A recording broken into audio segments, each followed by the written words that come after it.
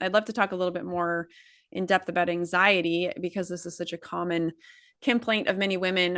What kind of practices do you recommend to help women with anxiety? So I think one of the biggest things, and I think it's so hard as a woman, because particularly if you've got children that you're looking out for as well, it's easy for us to be at the bottom of the list. And I think that what we want to be doing is just spending some time focusing on ourselves. And it doesn't have to be a long time. I'm not saying that, if you're a mum of 3 kids like me, and after school you're running around to clubs and things, that you need to go and run a bath every night and sit there with candles. That may not be practical. Yes, it's lovely if you can make that time, but it's about looking at in the moment, what can I do? So, for example, when you're sitting at your desk, if you feel that your shoulders are starting to bunch up, you're starting to feel that tension, just elongating the breath. We know that scientifically speaking, the only real way to activate the parasympathetic nervous system is through the breath, and it's through elongating that out breath. So, actually dropping the shoulders down and back and focusing on your diaphragm. So, your tummy should actually fill out as you breathe in, which is the opposite. So, how a lot of people are breathing, they're kind of hunched up upper chest breathing. We want to bring that down, because when you're feeling anxious, unless you could go and have as much counseling as you wanted to and psychotherapy to help with that. But if your body is communicating a threat through you holding anxious postures, no amount of work is really going to help to correct that, because this is what's being communicated. So we want to make sure that we've got good posture, that we're feeling more relaxed, and then do some deep diaphragmatic breathing.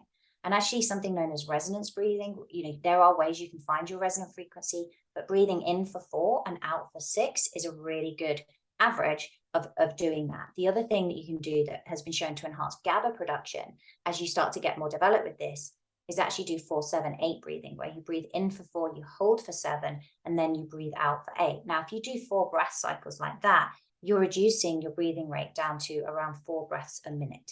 You wouldn't be able to do that all day long. We want your breathing rate to be around, say, 12 to 13 breaths a minute generally. But what I see in very, very stressed out individuals is their breathing rate, when you track it on something like an Oura ring or a Whoop strap at night, when they should be relaxed, is actually at 17, 18 breaths a minute. So we can use daily activities to bring that down to calm our nervous system. So breathing would be one, meditation practice would be another. That can be guided meditations or visualizations. It can be you just spending time sitting in silence for 10 minutes or more. There's lots of guided ones you can do. There's yoga nidra, tons of those on YouTube that are pretty easy. Journaling is also important, because it helps you really express what you want and get in touch with yourself and understand your needs, and also to help you also visualize your best life and your goals and really start looking after you. Because at the end of the day, if you're thinking, I don't have time for this, the thing about this is, if you don't make time for your health will eventually force you to make time. And it's going to be way more time than you ever reckoned on. And I think that's the thing. So just simple activities, 60 seconds of breath work, a small kind of 5 minutes meditation, a bit of journaling, all these things go a long way to really managing anxiety. hmm Thank you for sharing that. And again, just the importance of putting in the time now and not waiting until we must, right? Because our health really comes back and bites us. I think that's so important. And why is it that stress, in your opinion, is just so detrimental to obviously our health in general, but also the menopause journey? The thing about stress is, when we have a release of cortisol, it does a few things. So it actually often will raise blood sugar, because that's the kind of ancestral mechanism. When we feel stress, our body doesn't know that that's an email we just opened. From an ancestral perspective, there could be a real threat that we need to fight, we need to hide, we need to flee from.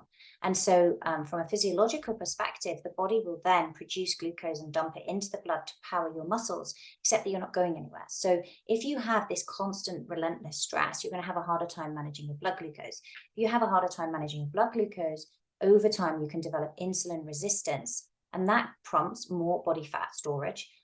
But also puts you at a greater risk of type 2 diabetes, which is a very real problem. The other thing is that when you have high cortisol for any length of time, what can happen is, initially, when you're in an acute phase of stress, another hormone called DHEA will often rise to match that. And DHEA is an anabolic hormone. It helps you maintain muscle mass. It helps you feel more energized. But over time, DHEA can actually start to drop. Now, when that balance, that ratio is out of sync, you're going to be in a more catabolic state. And that means you're more likely to be breaking down muscle tissue, which prompts more fat storage. So and when your adrenal function isn't good, your sex hormones can drop as well. So it confounds all of these problems that we're actually seeing in perimenopause to a lesser or greater degree. Yes. Well, thank you for sharing a little bit more about how it works biologically in our bodies and why it's such a big deal. What about supplements? Any natural supplements you'd recommend for women in the menopausal years? Yes, so there are a few that I think, and I'm a big fan of getting most of these things from your food, but I think there are some that genuinely can really help. So I think magnesium would be one of those. I think that's a bit of a life-saving one for many women. A lot of women are deficient in magnesium and they may not be aware of it. It's responsible for so many different, hundreds of enzymatic processes within the body. And I think that often women are struggling to sleep, and either having magnesium glycinate or magnesium threonate can be very helpful with that. The other thing is you can start to look at adaptogens. So there are medicinal mushrooms that work in an adaptogenic way. Things like reishi, for example, can be very helpful, but also looking at adaptogenic herbs. So if you're feeling really low on energy, you can start to look at using some of these adaptogens to manage the anxiety, but also to improve energy. So we have ones that are calming. So examples would be ashwagandha and holy basil. With ashwagandha, if you have any kind of thyroid issues, you just need to be a bit careful. And then in terms of stimulatory ones, looking at rhodiola is a good one, and Schisandra. And again, those can be combined. And Schisandra itself actually is very good for enhancing mental clarity and focus. And so sometimes what you can do is take one of them and then layer in another one after a few weeks if you feel the need. The other thing that can work really well for women in perimenopause in terms of managing this estrogen flux and the lower progesterone is actually using maca. And in very early stages, that's been shown to be as effective as using hormone therapy. That's not to say that you may need hormone therapy at some stage, but I think these things can be a helpful adjunct. And how does an adaptogen work? Can you share a little bit more about that? Yeah, really what an adaptogen is doing is helping you become more resistant to stress. So it's improving resilience. So in terms of the calming ones, you may still be aware of the stresses that are in your life, but they're just not causing that real sense of anxiety. So your perception is slightly altered.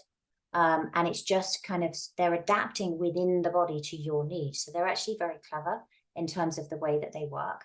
And it's a good idea to start with a sort of minimum dose. And then if you need to move up from there, you can do. And to work with a practitioner to help you find the right one for you, or the right combination of adaptogens. The other thing, in addition to those and the medicinal mushrooms, is also to take some omega-3.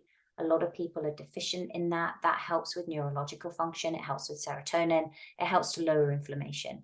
And so having sufficient omega-3 is also really important. So generally having at least kind of 1,000 milligrams of EPA, which actually helps you lower inflammation, and sufficient levels of DHA will be helpful to individuals. Got it. Awesome. Thank you for giving us those suggestions as far as supplementation goes. And since you mentioned the hormones, I'm curious if there's anything you want to share about that. I mean, we have people talking in this event around bioidentical hormone replacement therapy and the benefits of that. But what do you have any specific thoughts on that or suggestions? I think with hormone therapy, I think people often Avaya has changed my life. Avaya has made me the woman I am today. Avaya is my home. Avaya is personal freedom. Avaya is the reason my life continuously improves. Let everyone in your life know about Avaya. Everyone needs to know about this amazing company. Thank you, Avaya, for appearing in my inbox. What Ike Allen and Andy Anderson have created at Avaya is what the world needs.